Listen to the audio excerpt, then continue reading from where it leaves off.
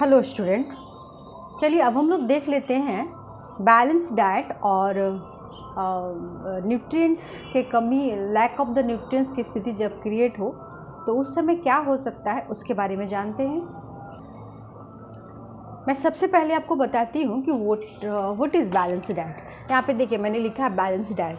Balance diet का मतलब होता है बच्चों कि आपने जो खाना मतलब फूड के रूप में आप जो कुछ भी कंज्यूम कर रहे हैं, आप मतलब उसमें क्या ध्यान रखते हैं, आप उसमें किस बातों की प्रायोरिटी देते हैं। मतलब आपको न्यूट्रिएंट्स की जो आपके बॉडी में सप्लाई हो रही है फूड के माध्यम से, वो आपको डिजीज़ फ्री रखने के लिए सफिशिएंट है कि नहीं, आप हर तरह से हेल्दी रहें उसके लिए सफिशिएंट है कि नहीं, एक्सेट्रा एक्सेट्रा।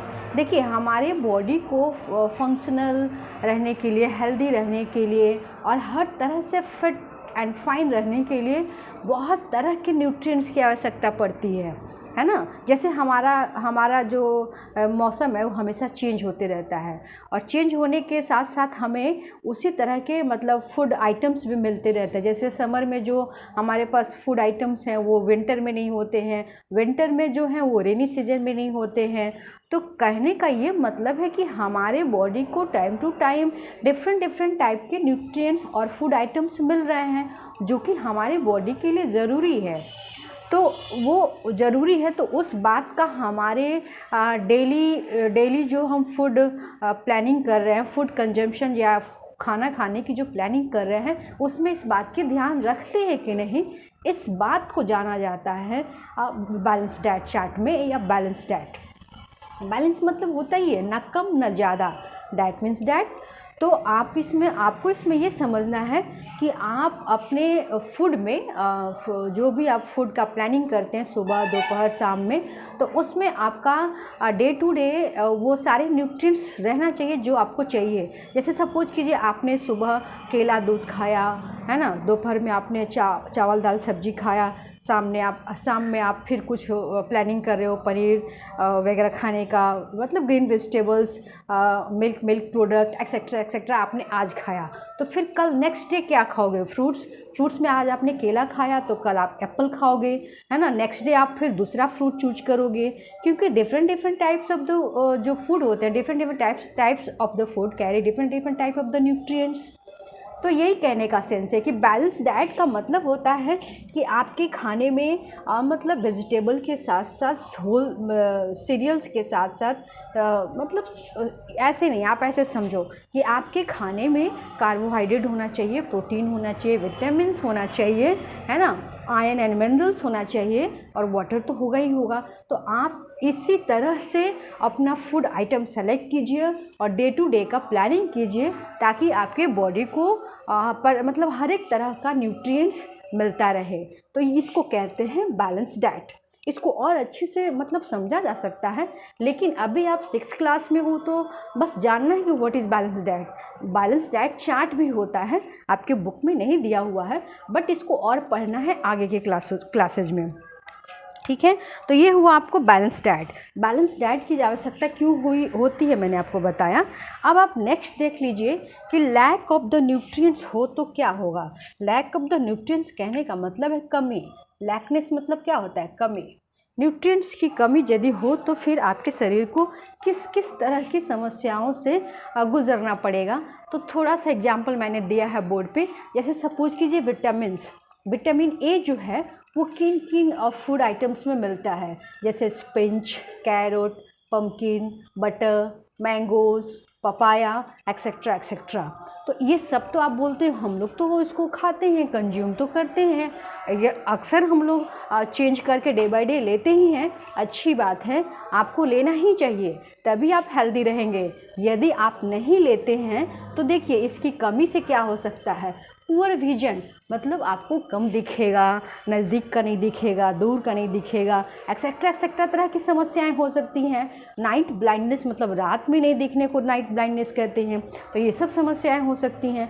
अरे बाबा, तो हम आए हैं किस लिए? बीमार पड़ने के लिए थोड़ी, हम लोग तो कुछ कमाल करने के लिए ना आए हैं। तो इसलिए हमें अपने आप को हेल्दी रखना सबसे पहली काम है, सबसे मतलब पहली प्रायोरिटी होनी चाहिए। इसलिए आपको ये सब चीज़ें पढ़ाई जा रही हैं, ठीक है। नेक्स्ट देख लीजिए, विटामिन बी का एग्जाम्पल लिया है मैंने। जैसे विटामिन बी के बहुत सारे टाइप्स होते हैं, जैसे मैंने इसके पहले वाले वीडियो में आपको बताया है।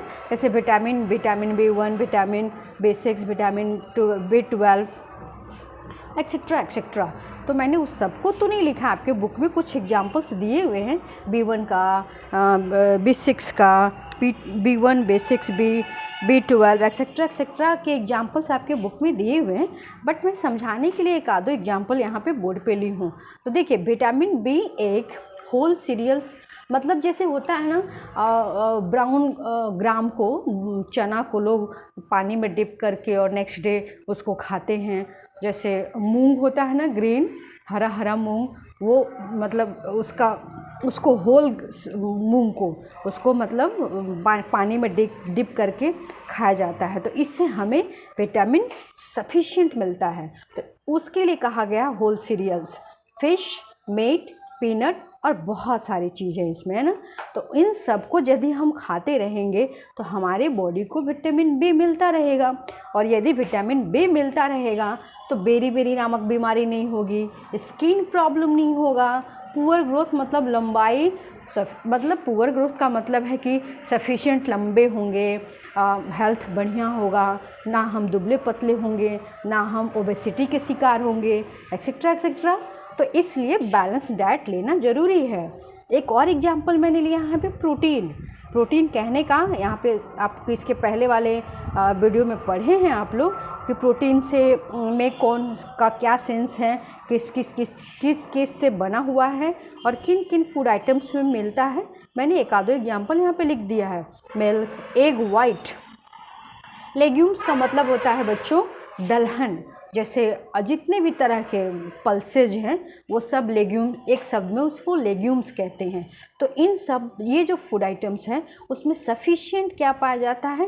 प्रोटीन पाया जाता है। और यदि आप यह डे बाय डे खाते रहते होंगे तो स्वाभाविक है आपको ये सब बीमारियां नहीं होंगी। ये सब बीमारियां मतलब बाल का सफ़ेद हो जाना, है ना, discoloration of hair, patchy skin पे धब्बा धब्बा जैसा दिखना, स्किन का डल दिखना, है ना, एक्सेट्रा एक्सेट्रा। तो भाई हम लोग जब पढ़ाई लिखाई कर रहे हैं, हम कहते हैं कि हम एजुकेटेड हैं, इसका मतलब ये भी तो होना चाहिए कि हमारे बॉडी को क्या चाहिए, कितना मात्रा में चाहिए, इसकी भी तो जानकारी होनी चाहिए ना बच्चों।